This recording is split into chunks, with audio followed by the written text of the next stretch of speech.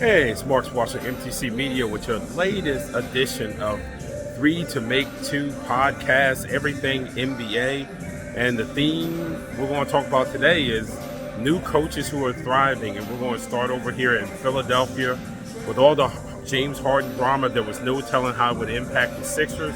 Thus far, it hasn't had any impact on the Sixers, especially once they made the Harden trade. They did a smart thing by getting rid of him before it got full-blown toxic, which is where it was going to go, similar to what happens with Ben Simmons, which was how James Harden got there in the first place. The biggest beneficiary has been Tyrese Maxey. Maxey's on pace for career high in most of the major categories. I don't think three-point shooting he is, but for the most part, he's on pace, and the Sixers just look so different. His increased role has had a positive effect on Tobias Harris, who seems to get the ball in more spots now where he's a threat. Not getting the ball near the end of shot clocks or getting the ball as an afterthought. He's really part of the offense, and it shows. You got to give Nick Nurse and his system a lot of credit for the turnaround. Certainly, if it's Philadelphia. Don't know how deep they'll go in the playoffs. Don't know if they'll make a move near the trade deadline. But for right now, the Sixers are in a good position post James Harden.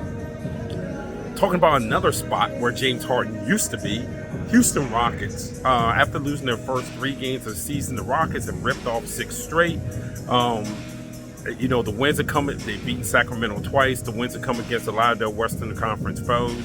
And now signing Fred VanVleet and Dillon Brooks, something that was kind of head scratchers when they did it. A lot of people criticized because it was like, look, it looks like you guys have gone full blown young, and now you're bringing these 2 guys in. It doesn't make sense, yada yada yada. And who knows if they can sustain this all year? But those 2 veterans have helped the rookies out. Especially with the new coach, Ime Udoka, the veterans in the locker room taking some pressure off guys like Jabari Smith. You see Jalen Green is starting to play the way people thought he was going to play when he got drafted. Udoka's presence is huge, and it's probably why the veterans are there. And Houston needed to get off of the whole, we're just going to draft the young guys and watch them develop.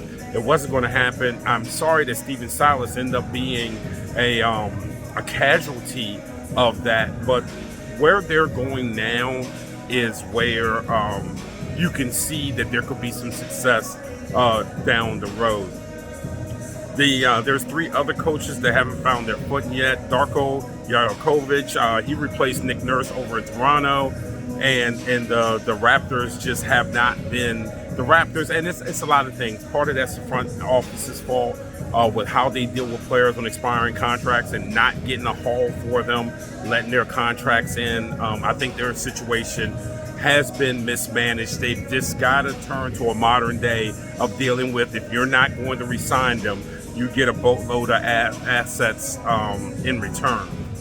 Frank Vogel arrived in Phoenix with a lot of expectations. It's hard to judge so far simply because they just have not had a complete lineup, and you're not going to punish them for that. You got to see several games for an extended period of time with Beal, Durant, and Booker together.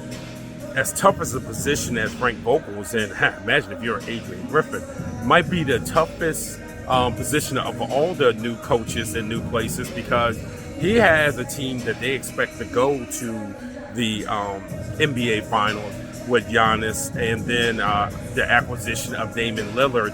It's a lot of pressure for a first-time head coach with all the expectations. And, they had gotten off to a slower start.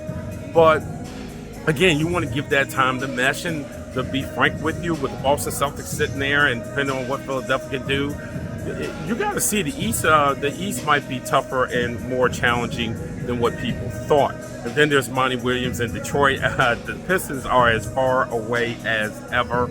I don't know how that situation is going to go out. All you can do is ask for fans and management to have a lot of patience.